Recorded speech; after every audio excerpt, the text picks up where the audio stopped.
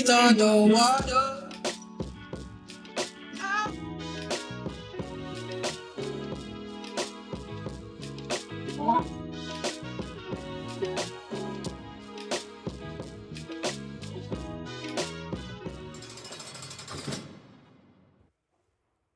Y'all know what's going on. It's time for another episode of Doing Time with Joe. I'm your host, Joe Baker, and welcome to the show, y'all. Look here, in the last episode, I was telling you about how Carl knew that this peon named Alan had been wrongly convicted of a murder because he didn't do it. Carl knew who did it. But one night while Carl was getting drunk and high with his celly Bill is the folks too, and he'd been locked up for a long time with a life sentence. He admits to Bill that he knows who did it, but he won't say nothing because he said that snitching. He said that snitching. And Bill took offense to that because, like I said, he's got a life sentence and he's going to be in prison for a long, long time. And he only wishes that somebody, you know what I'm saying, if that were the situation for him, that somebody would step up and do the right thing in that situation. Now he's looking at, you know what I'm saying, Carl like he ain't straight. If this man knows that this young brother didn't do it, he's supposed to say something in his opinion. See, that's what would happen to you when you come to prison and you start to accept responsibility for what you've done and you've been here for a while, and then you start to see people coming and going and all this and that, taking advantage of their freedom and not appreciating their freedom when they get out and they're coming in and out of the penitentiary. And now Bill, he's stuck here. Now he's looking at the situation like, if I only had one more chance at freedom, I wouldn't do the things that I did. You know, it's kind of like wishing you could go back, but having the knowledge that you gained by going through the issue so you will know better. And when you know better, you do better. See, that's what Bill's at. That's where he's at. And he's having a hard time understanding why Carl won't do the right thing. But like I told you, Carl GD crazy. He GD crazy. And that code in the streets is what's guiding him. It's what's making him come to all the conclusions that he's coming to that says, don't say nothing. But what he doesn't understand, what he's not recognizing is that him mistreating Alan is a direct result of his conscience pushing him. He's having a hard time seeing this man walk across the compound, right? And not mistreating him because he feels like if Alan would have just took low and go, he wouldn't have to deal with this issue. Like I said, he made it all about him. You see, that's what a selfish person would do. That's what a conflicted person would do. A conflicted person will see it through his lens or her lens only and try to rationalize to themselves why you should have done something else so they could be at peace. And that's what Carl is dealing with. But Bill got a trick up his sleeve. Bill sick of doing time, y'all. He tired of it. And he's heard, he doesn't know for sure, he's heard of situations where, you know, people in the penitentiary, they'll write DAs and all of this and that and tell them that they got some information about a certain situation and so on and so forth to try to get a little favor on their case. You know what I'm saying? So they can get out of prison or get some time cut off their sentence and so on and so forth. He's heard about that. And he doesn't know if it's true or not. And in this situation, he can't even go to anybody to confirm what he thinks happens in some situations because he knows if he goes to say something to anybody about that they'll look at him like, why you asking that? What you got going on? Who you finna tell on? So he has to play this one close to the vest. Real close to the vest. So over the course of the next few weeks, every time him and Carl get drunk or high in the cell, he's trying to remember what's going on, see, so he can write it down later and then try to figure out if this information is going to be good or not. He's building a portfolio of information so that he can hand over to the DA because he know the DA is not going to just accept a convicted murderer calling him and saying, look, I got some information about a murder. I don't have no evidence at all, but this is what happened. Can you help me? The DA ain't going to do nothing. He ain't going to do nothing for him. So over the course of the few weeks and then months, he's milking Carl. He's getting Carl. Because see, Carl's conscience is eating him away, and he wants to talk about this as much as he can to whoever will listen. But Carl knows his weakness. He's like that white lightning. So he going to get that white lightning. He's spending that money. He's going to get it. And see, to get him really comfortable, Bill is starting to crunch up them value, them blue number 10s. He crunching them up and putting them in that liquor. He want him to be totally out of it. He want him to run his mouth. That's what we call PT.2 sip. PT.2 sip. You take them, yeah, but I ain't going to even tell you what to do because they might get me for saying that. You know what I'm saying? I got to be careful about what I say. But here's the thing. Carl likes that liquor. And the more he drinks, the more he talks. And Bill know that. So he got him drunk over and over and over. And over the course of time, Carl told him the dude's name that actually did the killing. Right? Carl told him that where the dude threw the pistol in the river. Told him what day it was. So all of this information is relevant. So he got all of these notes and he writes the district attorney and he tells the district attorney in this particular town that I'm going to call you on such and such a day. And if you're interested in what I'm saying, take the call. If you're not, don't take the call. So now, Bill is nervous because he gives the letter time to get there and he gives them time to process it. So he lets them know he's going to call a week from the time that the letter should have gotten there. So he's sitting at the phone and he dials the number and it rings and it rings and it rings again. And then somebody picks it up on the other end and they say, District Attorney's Office, such and such and such and such, such and such and such and such, right? May I help you? And he tells them, my name's inmate such and such. And they say, oh, we've been expecting your call. So they put him on the phone with an assistant DA, not the head dude, not the head person. So he's talking to one of the assistants, and they're grilling him. They're saying, you know, how valid it is, under what circumstances did you get this information, so on and so forth. Why do you care, and what do you expect out of it? They're running it down. They're running it down. And he tells me, he said, look, I want to get out of here one day.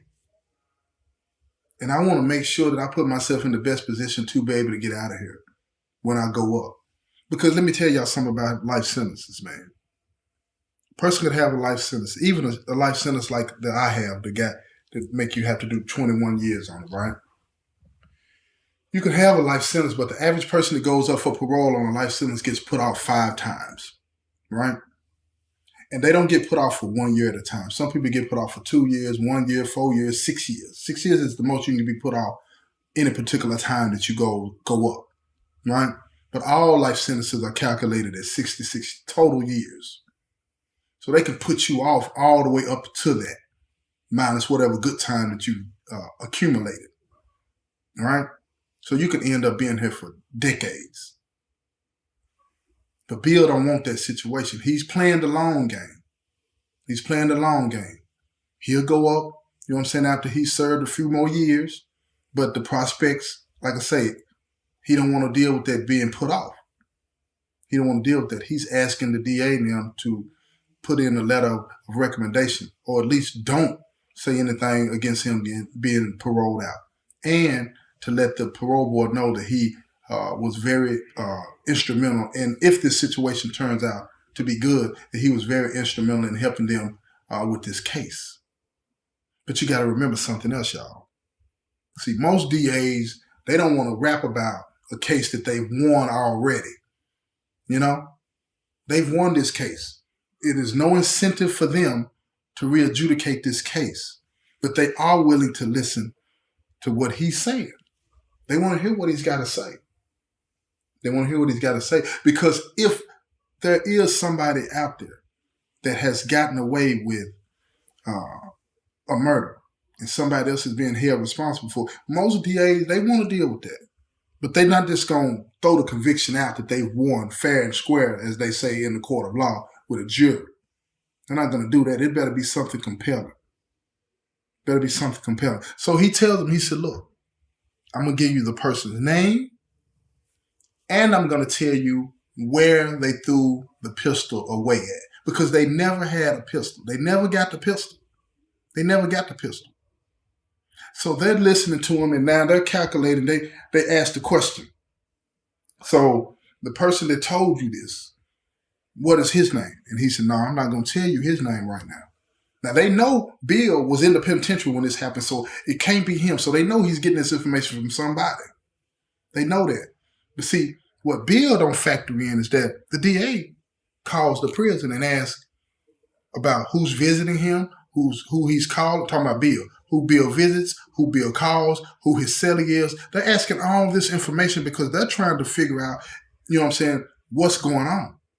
And they find out that Carl is his cellie. And then that record shows that Carl didn't go to prison, right? Listen to me.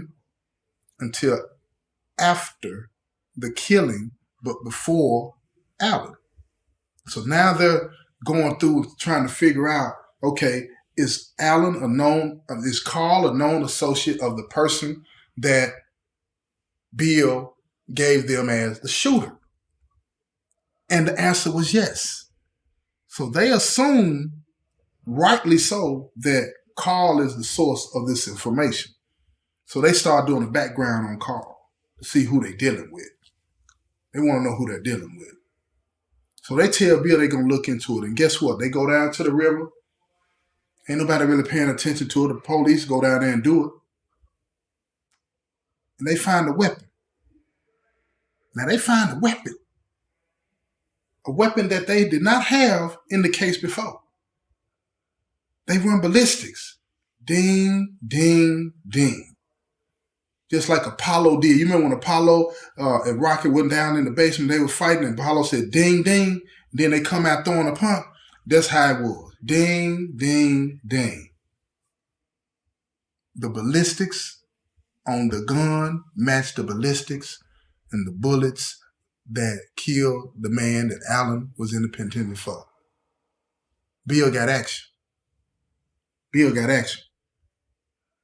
They didn't wait for him to call back. They sent him a letter and told him to call ASAP. He get that legal mail and open it up, and he goes straight to the phone. And he calls them, and they answer on the second ring. They said, we need to talk. We need to know everything that you know, because this weapon and the ballistics matched. So Bill smiles. But now it's serious.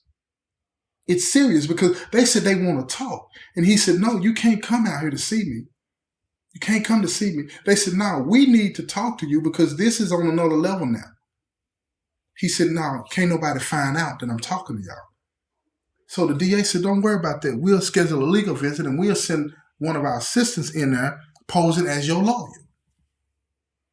He said, you got to worry about the rest of it. He said, you knew what you were getting into. See, that's how they do you. When they want something from you, they'll forget about all the things that could happen to you. So they said, you need to worry about what you're going to tell people in there when you get called out for a legal visit. So he starts manufacturing stories and spreading them around, talking about he fighting his case, and he just got some good news from the courts, right? That he might have an appealable issue that they want to look into. So he's expecting a legal visit. He's planting this story in the minds of all the folks. So when they call him out for the legal visit, oh man, folks going to legal visit, man. He might be getting out. So he goes out there and he's talking to the DA. And she's running down all the things that her boss is telling her to run down, and they trying to chase it down.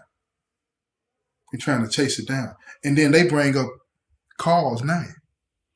They said, your cellie is named Carl such and such, right? He tells them, yes, ma'am.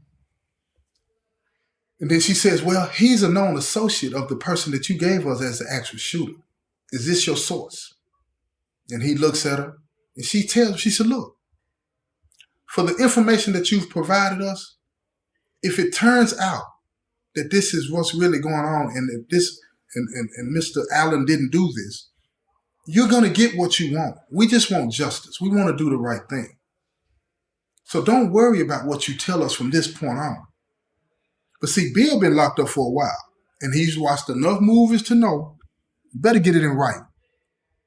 So he told her, he said, look, I'm going to tell you the answer to that question, but then I'm not going to tell you anything else that he's told me until you put something in writing.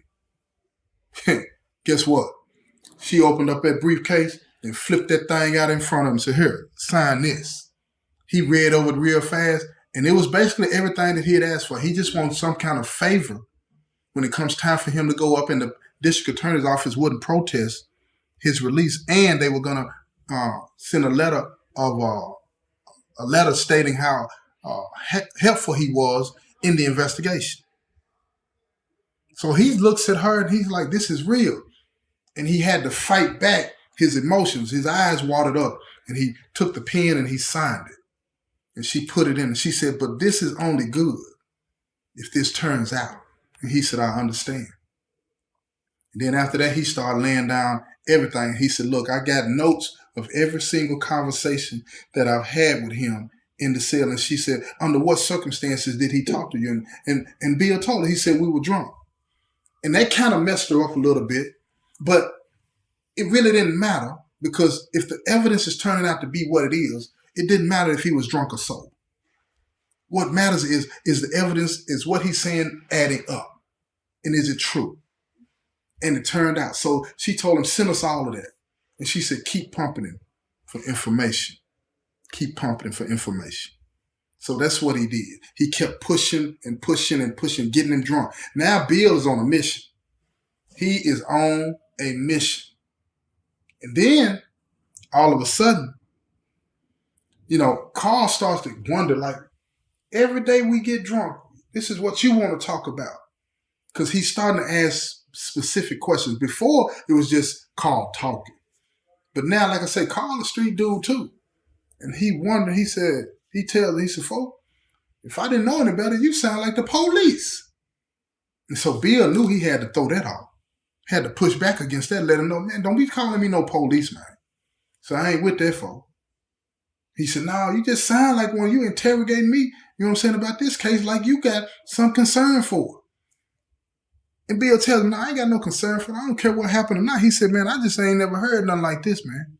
He said, I'm fascinated by it. And see, that's all it takes sometime in here to get somebody to just keep talking. Letting them know you're interested in what they're saying. Because, see, everybody in here wants to be heard. It don't matter if it's true or not, right? It don't matter if it's something dealing with somebody else, but they want to be heard. We all want to be heard. And Carl wanted to be heard. And he was still struggling with, how he's going to deal with this. Because he didn't understand it. He didn't understand it. But Bill had come to understand this is conscience. So he started telling, he said, man, folks, it's your conscience, man. Why you be mistreating Alan all the time? He said, man, I never thought about that. I never thought that the way I treat him was because I feel guilty. But then, Bill's telling him, because Bill don't want him to get too reflective. You know what I'm saying? Because at this point, the advantage is to Bill. He don't want Carl to develop a conscience now, because if he develops a conscience and he decides to call the DA, then guess what? No deal for him. So he got to play both sides of this. You feel what I'm saying? He got to play both sides of this thing. So he finds himself in a situation where, he wants Carl to keep talking, but he don't need him to feel too guilty. So Bill starts to say, man, Alan's a peon, man. Care nothing about them. And they were struggling when he said that, because he really didn't like what happened to him. He really didn't like what happened to him. But see, here's the thing. This story, it gets even more interesting, because a person in the DA's office that is cool with Alan's lawyer gives him a call and said, look, we're looking into this case. We've received some information that is questionable at best, curious to us. And he said, we might need to talk to your client. Will that be okay? So Alan's lawyer says, hold up, let me talk to my client about that first. and then I'll let you know. So Alan's lawyer makes a visit to go to the prison and talk to him. And I'm going to tell you how that turns out in this next episode. So you're going to have to tune in to see what happens, okay? So y'all come back. I know you might be like, man, Joe T, will you just tell us the story? I'm going to tell you the story, but I done said to y'all, if I ain't said it once, I said it 1,000 times. These phone calls ain't, but they 30 minutes. So I got to call back. Before I can finish the story. It's costing me money, y'all, every time I do these stories, because I got to call. You feel me? So bear with me. This has been another episode of Doing Time with Joe. I'm your host, Joe Baker, and I say peace, y'all. I've been trying to breathe underwater.